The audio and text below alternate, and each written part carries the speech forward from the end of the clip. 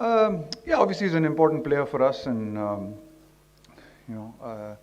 he's an important all-rounder, so helps us really balance our squad out really well. Um, but he's going to be missing this game, so we'll have to work around that and see what's the best combination and what we can come up um, with best. I mean, you know, in the end, we've got to work with the 14 that we've got, and sometimes you do expect that these kind of things can happen. So that's why you've got a squad, and we'll have to see what works best for these conditions and these wickets. But yeah, I mean, probably might not have the kind of balance that we probably used in the first 4 games. Hello, sir. All the best for the game tomorrow. Thank you. I have a two-part question. One is, in most of the games so far, the Indian spinners have been able to choke the opposition out. Is it? Do you guys have also observed that the opposition batters have been a little circumspect and not put the spinners under pressure? And B, in terms of the opposition's quality to play spin, is this India's biggest challenge so far, at least from facing the spin point of view? I wouldn't really want to focus much on the opposition players. I'd really like to compliment the role of our spinners. I think they have done a fantastic job. I think the way the 3 of them bowled in the first game, and then obviously we played with Kuldeep and Jadeja in the next 3 games. But just the way they bowled, and like you said rightly, the way they've been able to bring us back into games, control games, take wickets, bring the run rate down, has been more, I think, down to their skill and their ability. It's nice for us to have, the both of them in the last 3 games, a lot of experience, different skills as well, even though both of them are left-arm spinners. They're obviously different kinds of left-handed bowlers, left-arm spinners. So that gives us variation, gives us different angles that they bowl at. So yeah, big credit to them, and also just the bowling coaches working with them to really ensure that they've been bowling really well. I thought Rohit's done a great job of handling them really well and working out the right ends. Some really good field placings as well. So yes, I think all in all, we've done a really good job, and hopefully we can keep it going.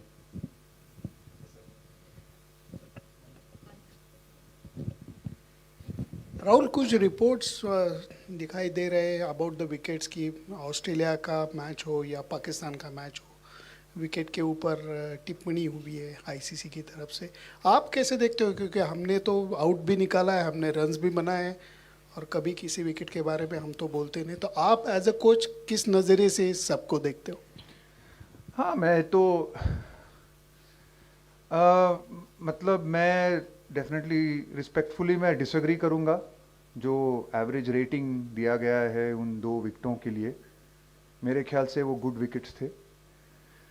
आप सिर्फ maybe I'll answer this in English because I might not get I might get myself into trouble by saying something.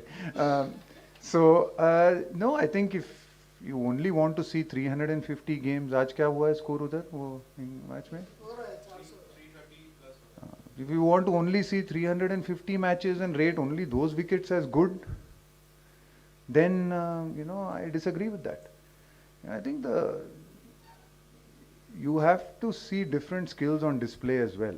It's not about, if we wanted to see only 4s and 6s being hit, then we have T20 wickets as well, where honestly in Delhi or in Pune, probably 350 plus wickets as well. If only those are good wickets, then why are the bowlers here? Why have spinners at all, for that matter? If you all want spinners to come in and bowl 10-60 and go, so that you can watch 4s and 6s, and 1 ball spins or 2 balls spin, and you rate that as average, I disagree with that.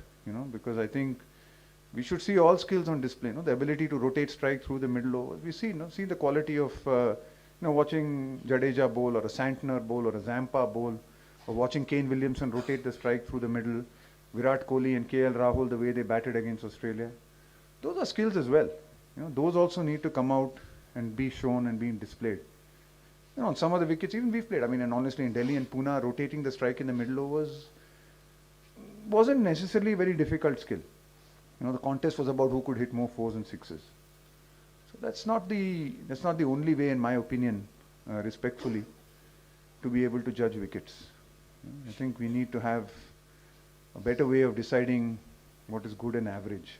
So I'll give you an example. I mean, so I don't know what the rating was for those wickets, but we played the T20 World Cup in Australia. In Perth, we played a game, 138 plays 138. India plays South Africa, seaming and swinging all over the place. Right? That's a T20 game. I don't know what rating was given to that. I hope, maybe I hope that was rated average as well. World T20 final, Pakistan plays England. Again, 130 scored in a T20 game. I'm not complaining about it. I think it's good. It's great. That wicket at Perth was good. It challenged different skills. It brought different skills out in display. Right? So, and I'm saying this even though we've lost those games. So, and that's no problem with that. Sometimes wickets will turn a bit. Sometimes they'll seam a bit. They'll swing a bit. They'll bounce a bit. All we want to see is sixes and fours being hit and 350 scores as good wickets. Then I disagree. Rahul, I just want to know your thoughts on this. How do you see in this World Cup, like you mentioned 350 scores, I was about to ask you that, whether that is really fair enough for judgment of skills. So in a tournament, I just want to see variety, I mean, yes, there are sometimes there will be some good wickets in a tournament. There will be sometimes 350 scored and, games that go at high scoring. There will be sometimes wickets where the ball turns, brings the spinners into play. There'll be other wickets where it might seem a little bit. You've got a long tournament, you're playing in India, different parts of the country. There'll be different wickets, different challenges. The teams that are able to cope with all of those challenges and deal with that are the ones that will end up, being successful. We as a team have to be able to focus on that and work with that. If you want to standardize everything and make every wicket a 350 wicket, I mean, like and there's very good skills on display even in a 350 plus wicket. Yes, we see some great hitting, we see some, terrific shots being played and all that. But other skills get missed out, and that's fine on that particular day. But for a few games, when it spins a little bit or something happens, it brings the bowlers into the game, you start rating them as average. Where does it leave the bowlers? Why are they coming then? If all we want to see is four, we have, like I said, we have T20, play 2 T20 matches then. Rahul, during your playing days, I mean, you have kept wickets in ODIs and batted, and when your primary vocation was batting, your namesake is doing the same thing now. How difficult it is as a role? I mean, yeah, it's certainly not easy, and I think he's doing a fantastic job of it. I thought Rahul's really kept superbly in this tournament and then batted really well whenever he's got the opportunity to do that, especially in the first game. But yeah, I think it is challenging because for someone like him who, and having had that experience myself, he's not someone who keeps regularly at all, but he's probably kept a little bit more than I have. As a youngster, he kept probably up to his under 19 days, and he's kept in a few T20 games, as well for Karnataka and all that. So kept a little bit more than I did, but certainly not easy, considering he was also out with injury for 4 or 5 months, and when we first decided that he would keep, and we wanted to have that kind of option with him as one of the options of being able to keep and bat in the middle order. And we thought we would build him up to this tournament by giving him game time and building him up. But unfortunately, due to his injury, he actually couldn't keep for a while. But the way he's come back, the way he's worked hard, even in his injury, he kind of worked really hard when he started getting back to sort of skills. Spent a lot of time with the wicket keeping. He's worked really hard on it. So yeah, I thought he's kept really well in this thing, and it's really good to see. It just certainly gives us a lot of confidence in him and his abilities. Coach, just taking a cue from the question around Hardik, there have been a lot of talk in the past as well where Rohit had said that there's a lot of clarity about roles of certain players. So if you could just explain the kind of role which you had in mind for someone like Shardul Thakur and how much that is going to change given that now Hardik is not available for this game. Yeah, so I mean, without going into too much of specifics, and it's hard to go into a lot of specifics in a PC, but yeah, I mean, Shardul's clearly his role was to be that kind of bowling all-rounder for us. In the games that he played, we saw him. We saw him as someone who certainly has a happy knack of taking wickets, as we've seen, and then bowling those middle overs for us, and being like a fourth seaming option for us on certain wickets, which would probably require that fourth seaming option. And plus, obviously, he hasn't had a chance to really bat a lot over the last bit, but certainly he's been working very hard in the nets with his batting, and we've been working very hard on it. We've seen that he has the ability to hit some big shots and play some good shots. Of course, we've seen it more probably in Test cricket, not so much in one-day cricket as yet, because like I said, he's not had the opportunity to bat much. But certainly that was the kind of role that he fitted in for us in that bowling all-rounders role.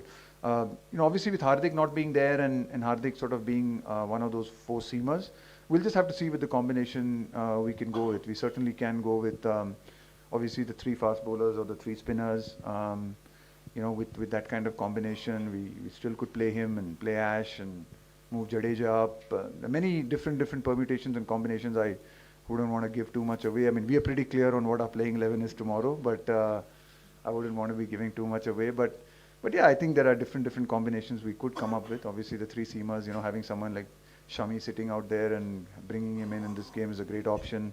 Some cases, there's Ashwin, who's obviously been sitting out, who's got great quality as well. So, yeah, there are 2 or 3 combinations we could use, considering this till Hardik gets back. Just adding to that, how much of a factor Ishan being a left-hander against New Zealand's left-arm spinners, will that be a factor as well? And also that he's played the first 2 games as opposed to someone like Surya who's not played yet. How much of a factor is that? I mean, it is. It's nice to have Ishan, and he's been, like you said rightly, he's been playing well. He's a left-hander, but again, Surya has also come into some great form against Australia, as we saw. Played a couple of fantastic innings. Absolutely fantastic player against spin, as we know, left arm spin or off spin or any kind of spin for that matter.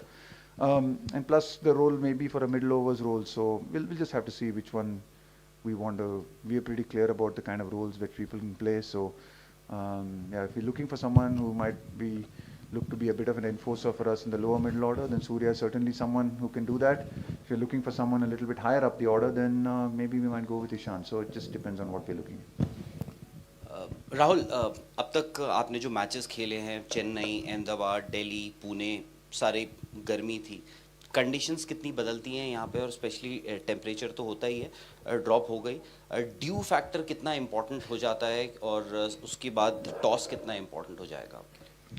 देखिए, due factor तो important, मतलब due है इसमें, ये कुछ छिपाने की तो बात है नहीं इसमें. अब पता है कि धर्मशाला में आएंगे जो टेम्परेचर ठंडा होता है, तो ड्यू ज़रूर आएगा, और ड्यू एक फैक्टर होता है. पर आप उसके बारे में सोच नहीं सकते. ज़रूर आपके एक माइंड में ज़रूर एक रहता है कि आप ड्यू आ सकता है और आपकी क्या टैक्टिक्स, क्या स्ट्रेटेजी हो सकती है, पर आपको कोई गारंटी नहीं है कि आप टॉस जीतेंगे. तो आपको दोनों प्लान करने पड़ते हैं. और अच्छी बात है यहाँ पे है, देखने को भी मिली है कि यहाँ पे नीदरलैंड्स ने डिफेंड भी किया साउथ अफ्रीका अगेंस्ट. पहला मैच जो था शायद बांग्लादेश ने चेज किया इनके अगेंस्ट, पर वो शायद दिन का मैच था जो बांग्लादेश ने चेज. और रात में भी यहाँ पे नीदरलैंड्स ने डिफेंड किया स्कोर. तो ऐसी बात नहीं है कि आप डिफेंड नहीं कर सकते. अगर आपको बॉलिंग डालनी पड़े ड्यू में, तो फिर भी आपको ये लेके शायद आपको थोड़े ज़्यादा रन बनाने पड़ते हैं, थोड़ा पॉजिटिवली खेल के थोड़ा आपको एक कुशन देना पड़ता है. और अगर आप बॉलिंग भी करके डिफेंड भी कर सकते हैं इस पे. तो देखिए, टॉस हमारे हाथ में नहीं होता है, क्या हम बैटिंग बॉलिंग करेंगे, कभी कभी आपके हाथ में होता है, कभी कभी आपके हाथ में नहीं होता है. तो फिर आपको वो लेके आप डिसाइड नहीं कर सकते. पर आपको ये बिलीफ होनी चाहिए कि जो भी हालात है, जो भी सिचुएशन है, हम पूरी कोशिश करेंगे मैच को जीतने के लिए. Coach, how do you assess New Zealand as an opposition? Top of the table clash. They've not had it easy with them in the past. Yeah, very good side. I will say that they're playing very good cricket. They play in India a lot. They played here. They come on 8 tours to India a lot. A lot of their players have played in the IPL, so they're very used to these conditions. A lot of experience in their team as well. If you look at their squad, we were going through their squad and obviously doing our strategy meetings, and they do have a lot of experience and depth in their squad as well. They're well balanced. So yes, of course, a very good team and playing good cricket as well. So we know we will have to be at our absolute best. But I think it's really exciting for us as well because we believe that we are playing good cricket at the moment.